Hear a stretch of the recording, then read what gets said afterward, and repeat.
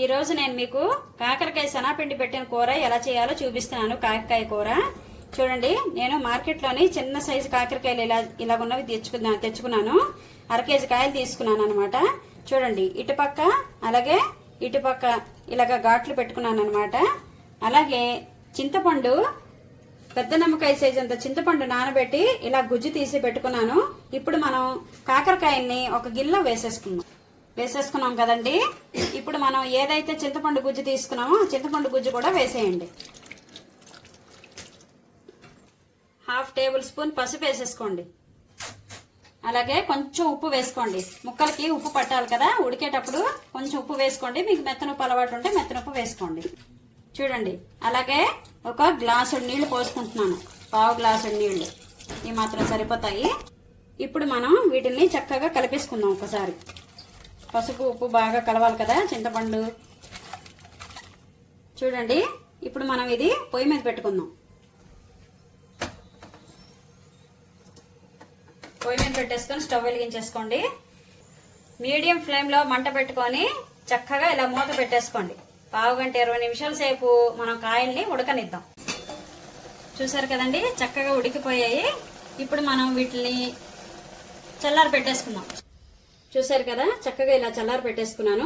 చల్లారిన తర్వాత నెక్స్ట్ ఏం చేయాలో చెప్తాను. ఇంకో విషయం ఏంటంటే, మరీ ఉడకబెట్టుకోకర్లేదు, మరీ మెత్తగా అయిపోయినా బాగోదు, నూనెలో మళ్ళీ వేయాలి కాబట్టి. ఇప్పుడు మరి చల్లారిపోయిన తర్వాత నెక్స్ట్ ఏం చేయాలో చెప్తాను. కాకరకాయలు అయితే చల్లారిపోయండి.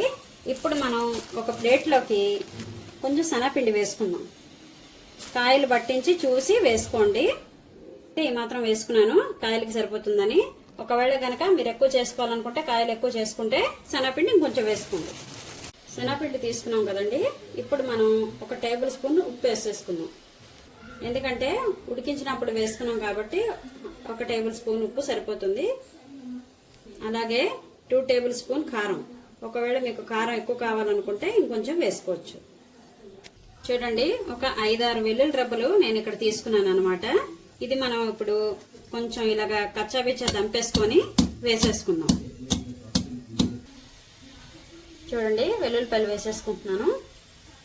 ఇప్పుడు మనం పొయ్యి మీద బాండీ పెట్టేసుకొని స్టవ్ వెలిగించేసుకుందాం. ఒక 4-5 చెంచాలు ఆయిల్ వేసేసుకోండి. వెల్లుల్లిపాయలు మీ ఇష్టం అనమాట, మీకు నచ్చితే వేసుకోండి, లేకపోతే స్కిప్ చేయొచ్చు. ఇప్పుడు మనం ఇదంతా ఒకసారి ఇలా కలిపేసుకున్నాం కదండి. ఇప్పుడు మనం కాకరకాయల్లో ఇలా పెట్టేసుకోండి.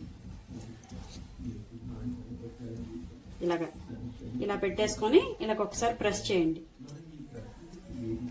చూసారు కదండి, మొత్తం కాకరకాయల్లో ఇలాగా శనగపిండి పెట్టేసుకున్నాను. ఇప్పుడు మనం ఆయిల్లో వేసేసుకున్నాం.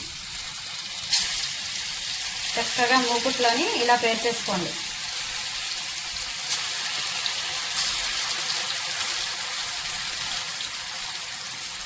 శనగపిండి పెట్టిన తర్వాత స్టవ్ సిమ్లోనే పెట్టుకోండి.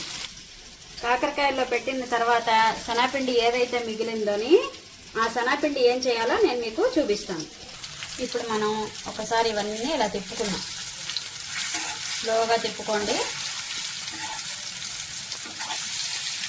మాడకుండా చక్కగా దూరగా వేయించుకోండి కాకరకాయని.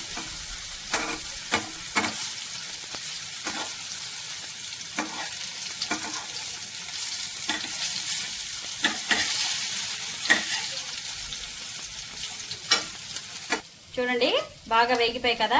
ఇప్పుడు ఈ శనగపిండిని ఇందులో వేసేసుకోండి. వేసుకున్నాం కదండి, ఒక 2 నిమిషాలు ఇటు అటు తిప్పేయండి. శనగపిండి కదా, ఎక్కువసేపు వేగక్కర్లేదు. ఇంతేనండి, కాకరకాయ శనగపిండి పెట్టిన కూర తయారైపోయింది.